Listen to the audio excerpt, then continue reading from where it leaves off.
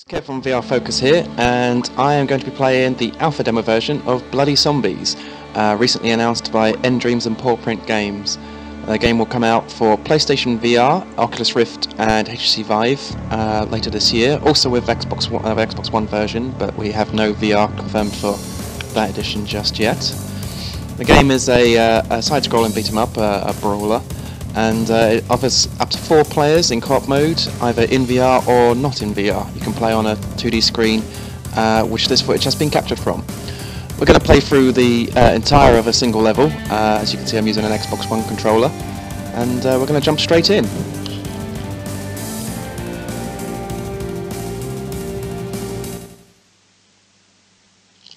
The game is set in London. It's a wasteland fantasy version of London. Obviously it's quite fictional, but there are quite a few recognisable landmarks for anyone who's ever visited London.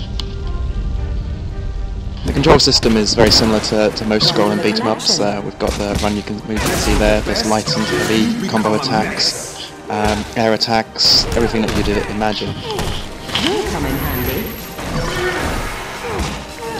As you can see from the character model of Ray, who I'm playing as, I'm wearing a VR headset, and that's how you determine whether somebody's in VR or not. Teller, right there, has a duck on his head, which apparently gives you some kind of points bonus at the end of the level. Each level, although you play co-opty, every player gets an individual score at the end of the level, so it does encourage a bit of competition between the 2 players.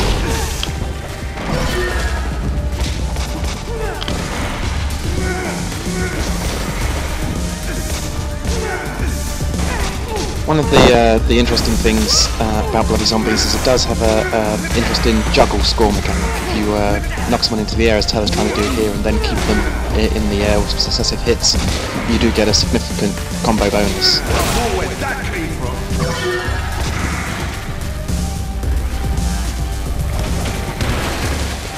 You'll come in handy.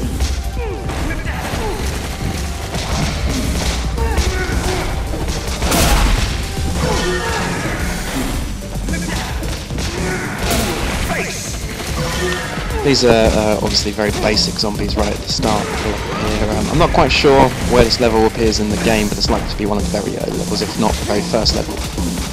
But these are very basic zombies. They only take a few hits, and it's quite easy to keep a combo going without getting hit, just through basic attacks and grabs and throws and the like. Later on, there are zombies which have spikes that spring out of their backs and have ranged attacks and all sorts. So you have to mix up your tactics quite a bit. These weapons, as would be expected from the genre, are breakable. You only have a limited amount of damage you can do with them. But once you drop them, you can pick them back up. It doesn't extend their life at all, they still break. But it's good that you can vary the combination of them you have by using the weapon or not having the weapon. You will do nicely. Teller just lost his combo there, that's not a good sign. But there was me getting a double kill with this sword. I'm pretty happy with that. There we go, got my mega combo now. I was told that there are certain moves in the game that can only be performed once you've reached a certain level of combo. I haven't seen any of those yet, because obviously this is an alpha build and I'm only being treated to a vertical slice, a sample of the game. But there's obviously going to be much more to uncover later on. You'll come in handy. One for the connection. You'll see I'm off the screen for a lot of this. Player in VR has a much wider angle of view than player on a 2D screen. There's lots of hidden secrets that you might only be able to see when playing in VR. And the idea is that you would tell non-VR players what's hidden around and get them to follow you so that you can venture into new areas. We just unlocked a new move there, as you can see as well, when we leveled up. There are new moves that unlock by default just through progression and through killing zombies, and there's other ones that you'll get as bonuses that you'll find on the floor.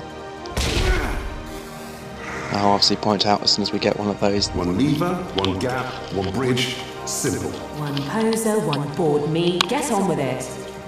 This isn't exactly a puzzle, it's just hitting a lever, but I do know that there are some areas which have platform challenges, avoiding spike traps and things like that. They proved quite difficult when I played them earlier, to get the timing right, but we'll see how much they change before the final release comes.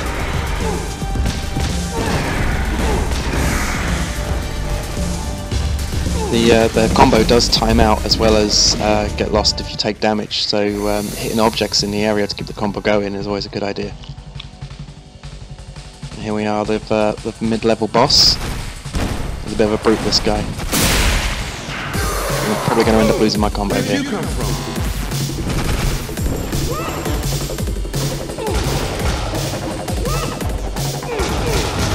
so it's focusing. There we go.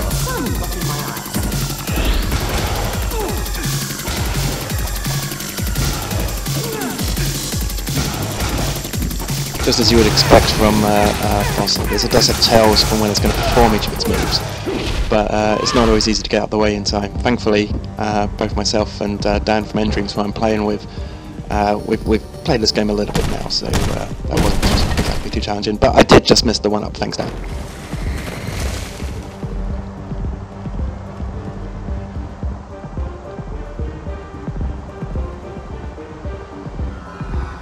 See, as the VR player, I just strolled off the screen there to see what was hidden in the other direction. There's much more freedom because you have a much wider angle of view. It does mean that I'm missing out on beating up all bad guys, but maybe I'll find something hidden.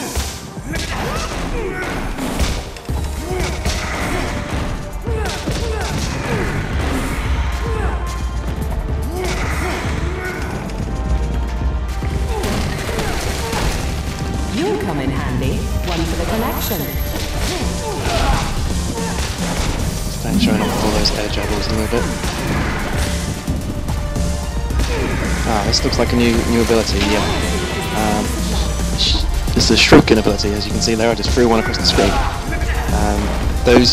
have a limited amount of some of these special abilities. You see the white bar and the red health bar. They determine how much you can use these abilities.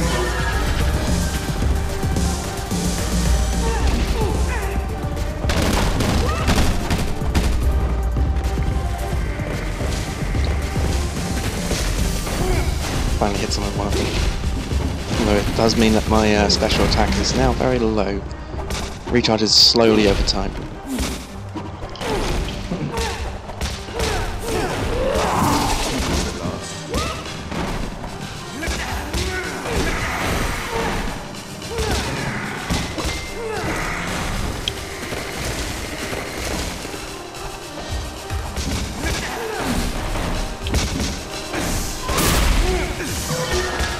The explosive kills, I've not quite got the full details on them yet.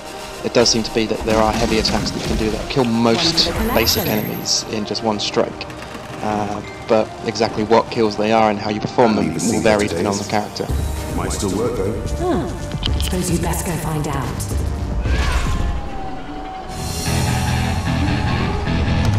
Get on without that nonsense.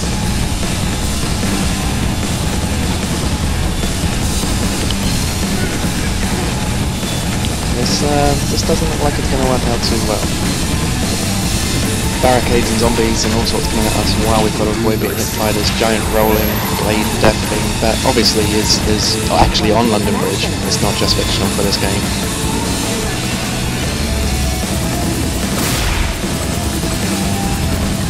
You'll come in handy. Get my streak going by bashing down barricades.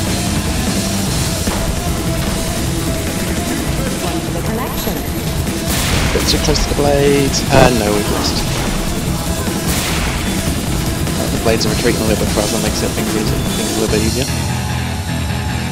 Better be more careful from now on. And they just blew up, of course. It's naturally what happens when you're wandering around London. Giant swirling blades just exploding over the place. Go on, Dan, you take them all on. That's fine. I'm good with that.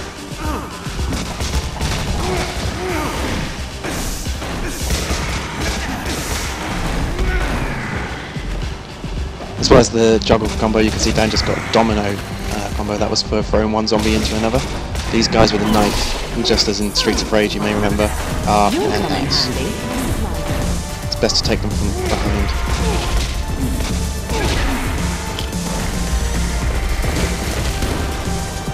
One for the collection. And I've got a sword, which means that those guys should be relatively easy. There we go.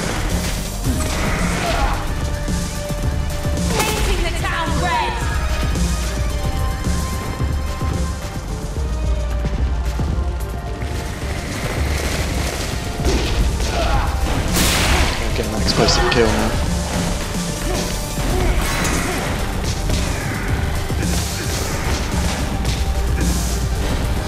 It's a shame we couldn't record the VR capture for this, because the game really does come into its own when played in VR. As you can see from what we're playing, I mean, it's pretty violent, but it is just very similar to what you'd expect from the genre.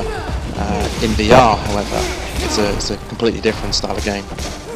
Obviously it plays with the same combo system, and whereas the controls are entirely the same, but the viewpoint really makes a difference. Makes it much more impressive. There we go, teamwork there. You're going places, darling. I'll take the light guy down, don't worry. One for the collection. You'll come in handy.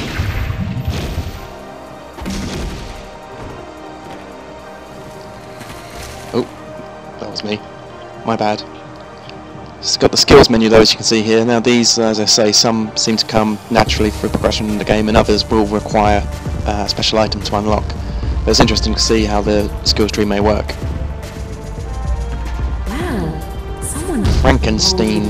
This is the end of level boss. Need two of us. Again, the boss will have tells as well as going to perform specific moves, but you do have to learn those just as you would expect from the genre.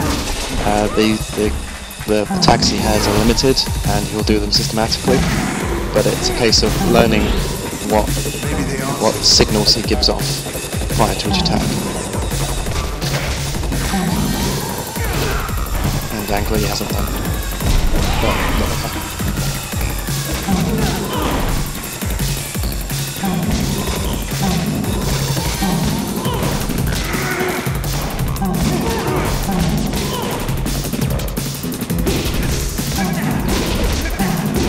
I'm very nearly dead, but then so is the boss. Oh, no, he got me before I got him. Come on, air attacks, takes getting that then. Try again. Come on, Dan, he's nearly dead. There we go. Show him into 1,000 pieces, and then get all the goodies. You will do nicely. You'll come in handy. There is a pickup here, which I can't seem to get. And Dan's got it, and that is a new ability unlocked. Time to shut up. And that is the end of the level. So now we'll go to a screen which determines the scores for each player, see how well we did in comparison. Remember, I'm Ray on the left and Dan is Teller. Looks like I've got most of the accolades so far. Oh, dropped a bit with my deaths. Oh, look at that, shooting up now. B ranking, not too bad. MVP, I'm pretty happy with that. Come on. Thanks for watching, guys. We'll have more from Bloody Zombies coming very soon.